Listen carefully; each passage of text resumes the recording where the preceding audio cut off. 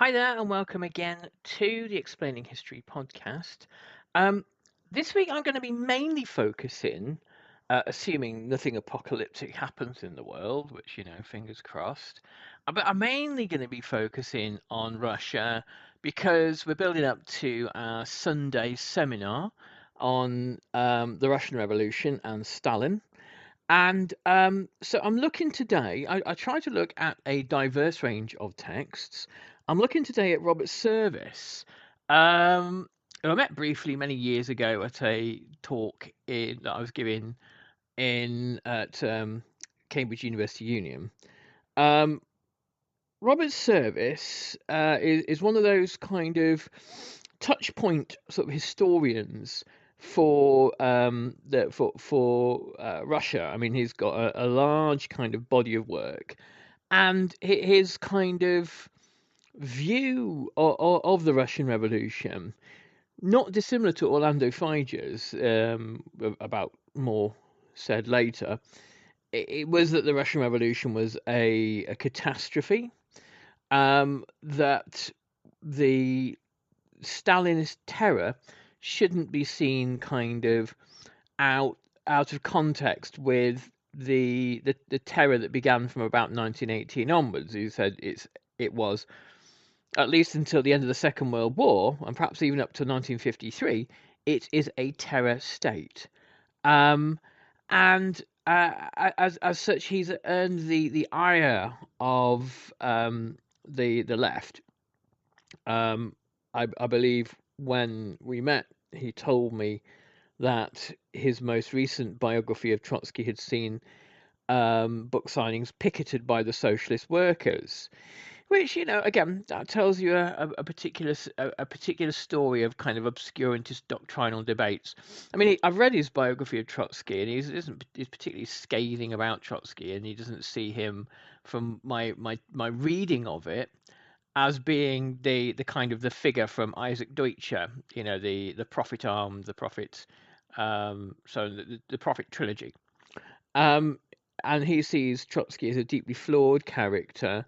Um, I mean, he does in his biography go into sort of like the more trivial minutiae of Trotsky's life, which I don't know whether that's necessarily particularly important. I think a better book was Stalin's Nemesis by Bertrand Paternode, which is about the exile and murder of Trotsky. And if you get a chance to read that, it's a brilliant read, and it sort of is an intellectual exploration of late Trotskyism and the various fellow travelers, mainly young American leftists who came to kind of the court of Trotsky in Mexico. Anyway, um, I'm going to look at Spies and Commissars today, Robert Service's book, because it's an interesting one, it really is, and it's about the subtitle is Bolshevik Russia in the West. So it's about those interactions during the Revolution and the Civil War, about those kind of fellow traveler types, spies, the various attempts by the West to destabilize the new revolution, and also about the intentions of the new commissar class towards the West, if those can be discerned at all. So let's begin from the beginning. Robert Service writes, in March 1917, while Europe was convulsed by the Great War, news of a revolution in Russia began to spread abroad. It started in Petrograd, the capital, with an outburst of industrial conflict. Strikes had taken place in the 2 previous winters, and the army and political police had dealt with them efficiently. Workers determined to bring down the imperial monarchy walked out of the factories and joined demonstrations. Emperor Nicholas II was at the GHQ, the General Headquarters, in Mogilev, 500 miles away, and saw no reason for concern. This time, however, the strikers did not simply go home, but massed on the streets and goaded the militants of clandestine revolutionary parties into joining them. When the army garrisons were mobilized to restore order, the troops went over to the side of the workers. The popular mood was fiercely radical.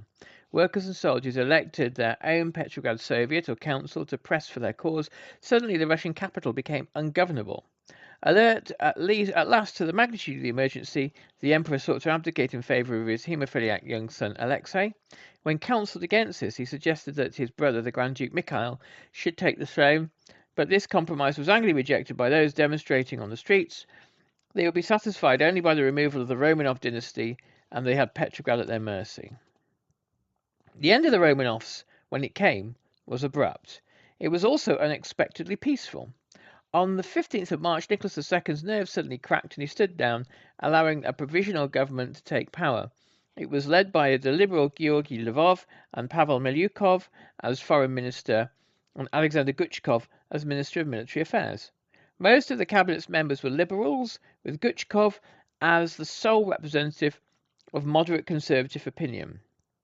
There was but one minister on the political left, that was the socialist revolutionary Alexander Kerensky, a young lawyer who became Minister of Justice.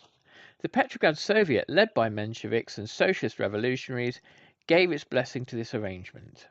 The Mensheviks were a Marxist faction dedicated to the ultimate objective of socialist revolution, but they believed that the country had not yet reached the level of modernization necessary for socialism, and they shuddered at the thought of burdening themselves with responsibility for governance in wartime. The socialist revolutionaries looked for support more to the peasants than to the workers, but they too were influenced by Marxism, and they shared the judgment of the Mensheviks. Together, these two socialist organizations could easily have taken power in the Russian capital.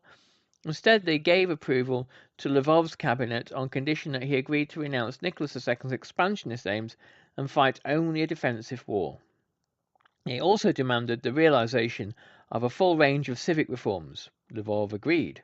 He understood that without the Petrograd Soviet's consent, the Provisional Government would be stillborn. So began an uneasy system of rule known as dual power.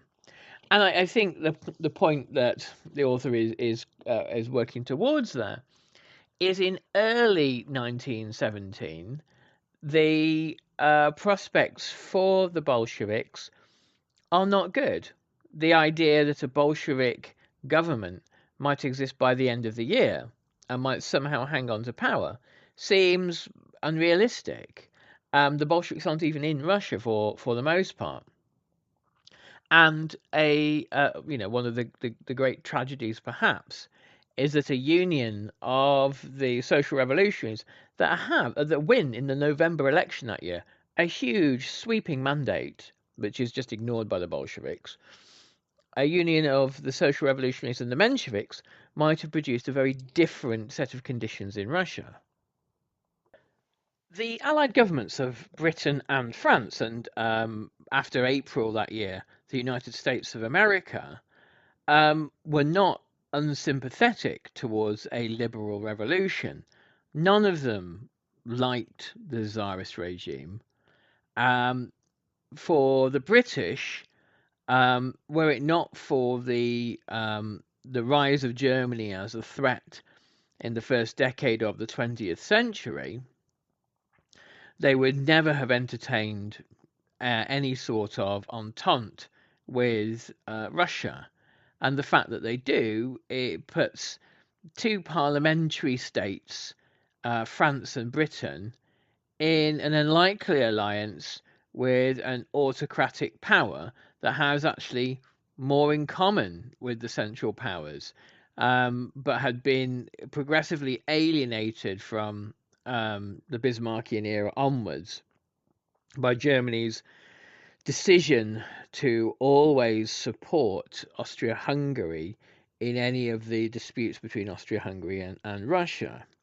So when the autocracy is overthrown, you have the very beginnings of kind of liberal rhetoric around the war. It's only perhaps even later in 1917 where you have the governments of Britain and America saying this is a war for freedom now.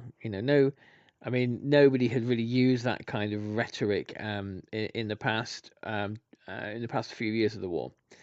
But now there is some reason to say, oh, look, it's like a kind of an alliance of democratic states. Though even under the Provisional Government, the democratic credentials of the new Russia had not been proven. The press in Paris and London, writes Robert Service, initially held back from reporting what was going on. The war against the Central Powers, Germany, Austria-Hungary and the Ottoman Empire and Bulgaria, was poised on a knife edge, and France and the United Kingdom wanted nothing done that might damage Russia's fighting capacity. The Russians had joined the French and the British in the Triple Entente that had taken Serbia's side in its dispute with Austria-Hungary in mid-1914. The Entente powers, usually known as the Allies, were joined by Japan, Italy and others.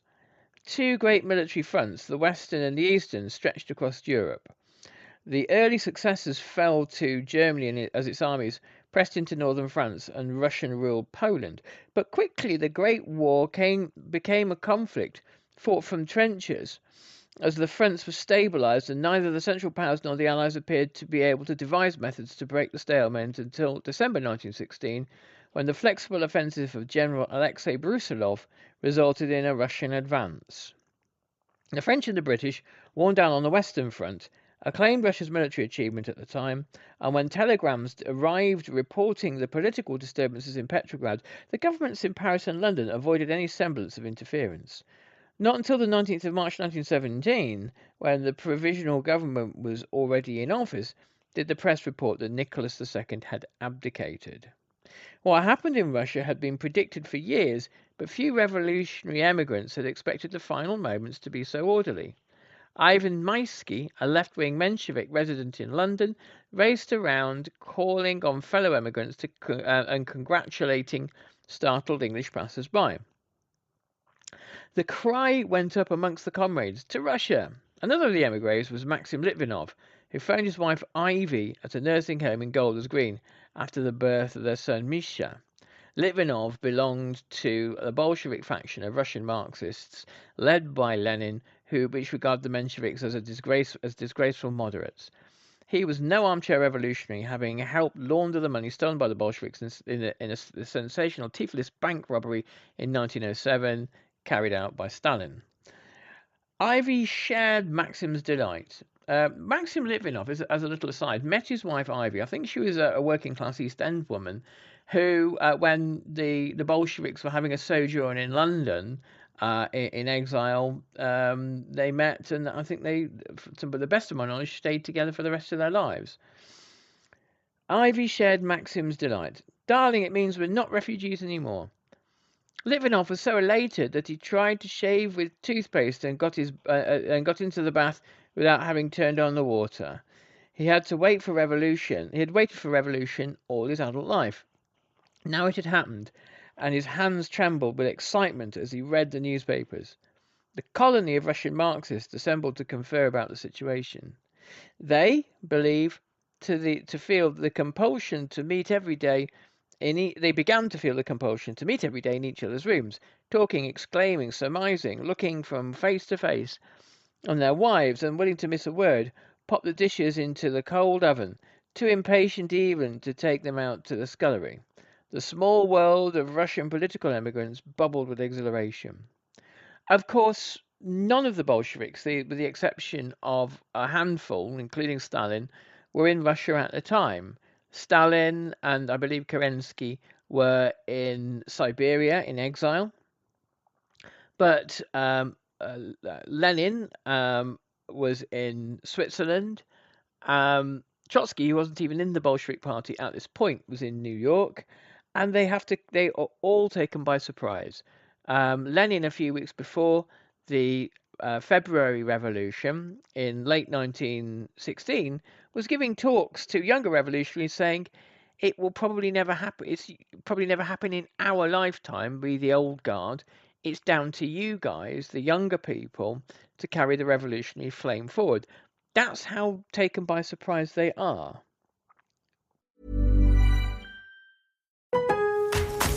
Pro Savings Days are on at Lowe's. Get up to 35% off select major appliances. Plus, My Lowe's Pro Rewards members get an additional 5% off when you buy 5 or more select GE, Whirlpool, and Electrolux kitchen or laundry major appliances. Lowe's, we help, you save. Valid through 123. Discount valid to My Lowe's Pro Rewards members only. Exclusions and other restrictions apply. Selection varies by location. While supplies last. See associate or Lowe's.com for details. Loyalty program subject to terms and conditions. Visit Lowe's.com/terms for details. Subject to change. Litvinov felt he had to do something, almost anything, for the revolutionary cause in Russia. His mind was bursting with frustration. While Petrograd was in political ferment, he was stuck hundreds of miles away in London. As a Bolshevik, he regarded the war as an imperial conflict between two coalitions of greedy capitalists. Most Mensheviks and social revolutionaries thought the same. But no socialist organization in Russia, not even the Bolsheviks, had yet fixed its policy on how to end the war. It would take months before some degree of clarity emerged on this matter. In a burst of zeal, Litvinov met up with British socialists who opposed the Allied war effort. The Labour anti-war MP, Ramsay MacDonald, received them in the House of Commons. MacDonald naturally did not share the British government's hope that the fall of the Romanovs would increase Russian combativeness on the Eastern Front. In fact, he was predicting the opposite. But although he was courteous enough, he disappointed Litvinov by providing no notion about what he was going to do about the revolution. Litvinov called next day at the Russian embassy in Chesham House and was received by the charge d'affaires Konstantin Nabokov. He asked why the staff had not yet taken down the portraits of the imperial family. Nabokov stood his ground and behaved with dignity. He had never disguised his sympathy for the Russian liberals and was hoping to receive the trust of Lvov and his cabinet. Instead, the Provisional Government gave the London embassy to the former Foreign Affairs Minister Sergei Sazonov, but Sazonov failed to arrive and Nabokov continued to head the embassy. So that gives you an idea of the kind of the chaotic nature of things. It's very difficult when revolutions occur, unless you're going to do this extremely violently. And even then, you often don't have the people waiting in the wings. It's very difficult to strip out the tiers of the ancien regime from civil service, army, judiciary, police, foreign service, secret intelligence, all the rest of it. And so what you find is a kind of a residual small c conservatism. The Weimar government find this in post-1919 Germany. They find that throughout all tiers of society, there are old monarchists who kind of like want the old days back and would like to see either the Kaiser back or something far worse.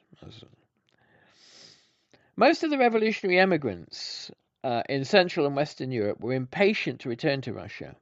The only routes available to them were across the North Sea, either directly to Archangel and onward by rail to any number of Russian cities, or to Scandinavia, and then by a longer railway journey looping over northern Sweden to Finland south and to Petrograd. Britain's Royal Navy had penned Germany's large fleet at Kiel and Wilhelmshaven for the duration of the war. The result was that the transportation to Sweden or Norway from the rest of Europe became a British prerogative, and even the French government had to seek authority to send ships eastwards. The big Russian revolutionary colonies in Paris, Geneva and Zurich therefore had to cross the English Channel if they aimed to go home. London was turned for the time into the largest centre of Russian political emigrants. Excitement grew about the chance of a trip to Scandinavia, and the passenger ferries from the French ports to Dover were kept busy with Slavic passengers. The editorial board of Naše Slovo A Russian Marxist anti-war newspaper based in Paris was stripped bare by the exodus. The same happened to the emigre revolutionary press in Switzerland. The place to shape opinion was Petrograd. Nowhere else mattered, and the emotional tug on the minds of the emigres was seldom resistible. They knew the physical risks. Although the Royal Navy kept the German battleships trapped and inactive, U-boats were a constant menace. Sneaking out from their ports, they had a license to sink Allied military and civilian shipping, and in 1916 a submarine laid a mine that sank the ship carrying Lord Kitchener, the British Secretary of State for War, on a trip to Russia. There were grievous losses of ships and supplies throughout the year. Yet the hastily invented convoy system protected a lot of commercial traffic across the Atlantic. The Americans were giving political and financial assistance to the Allies, short of going to war. The German High Command successfully pressed for a change of policy to allow its forces to attack US shipping. The rationale was simple. Germany's economy was being suffocated by British naval blockade. Urban consumers had to endure a turnip winter where coffee, sugar, and even potatoes ran out. Raw materials for military production were no longer plentiful. Meanwhile, Britain and France were obtaining what they needed from the American allies. The Germans gave notice of unrestricted submarine warfare from the 1st of February 1917, and the US merchant vessels began to be sunk in March. British intelligence sources discovered that Germany had promised to restore Texas, New Mexico, and Arizona to Mexico if the Mexican government would agree to fight America. Washington fell into uproar. Until that point, it had been impossible for President Woodrow Wilson to gain the support of his Congress to enter the fighting. These isolationist obstacles crumbled when the news of the U-boat campaign was printed. On the 6th of April, the US announced it would join the Allies as an associated power in the struggle against Imperial Germany. Wilson intended it to be the war to end war. In New York, the fall of the Romanovs had been greeted with wild enthusiasm. The American press, being free from British and French constraints of wartime censorship, had reported quickly and extensively on the revolution. News of the abdication appeared in the newspapers 2 days earlier than in London and Paris. Jewish refugees from the Russian Empire were ecstatic. The tyrant had been overthrown, equality of religion and nationality was being proclaimed. Then came the complication of American entry into the war. The Jewish Forward newspaper approved of President Wilson's decision, where the anti-war left was furious with him. Leon Trotsky and Nikolai Bukharin were prominent critics of US militarism. Trotsky had been deported from France for his agitation against the war. He was at the time a far-left Marxist who was neither a Bolshevik nor a Menshevik, but demanded the installation of a workers' government. Bukharin was a young Bolshevik who was not shy of challenging Lenin's writings on Marxist doctrines. Trotsky and Bukharin called on socialists in the US to oppose America's military involvement. Noisy public meetings took place in the cities of the East Coast where the anti-war and pro-war activists confronted each other about whether or the old government in Washington or the new one in Petrograd merited support. Okay, so I'm going to read a bit more of that book later on this week. But I hope that gives you a little bit of a kind of a wider picture of February 1917. It's really great, I think, when we're looking at global events, to specific events, the February Revolution, the Prague Spring, whatever it is, and to look at them in their kind of global context. There's a lot written about, for example, the Spanish Civil War in a global context, and about the stakes that other countries have in Spain, in Russia, and in how events unfold. So I'll leave you there, and I hope that was interesting, and I'll catch you on the next podcast. Join us this weekend for the masterclass. I'll put the link down in the bio, the show notes bit. And also, if you want to get this episode without adverts, check us out over on Patreon. Thanks very much. Take care. Bye-bye.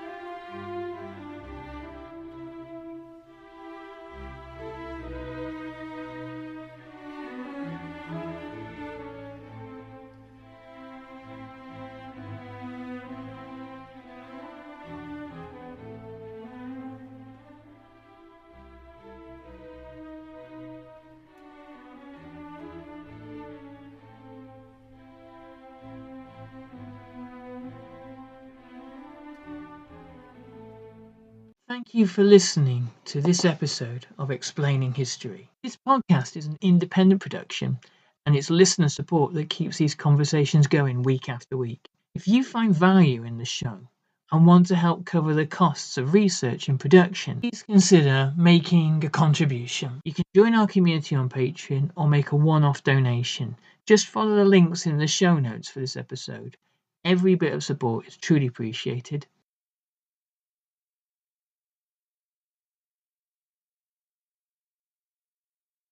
Thanks again for listening.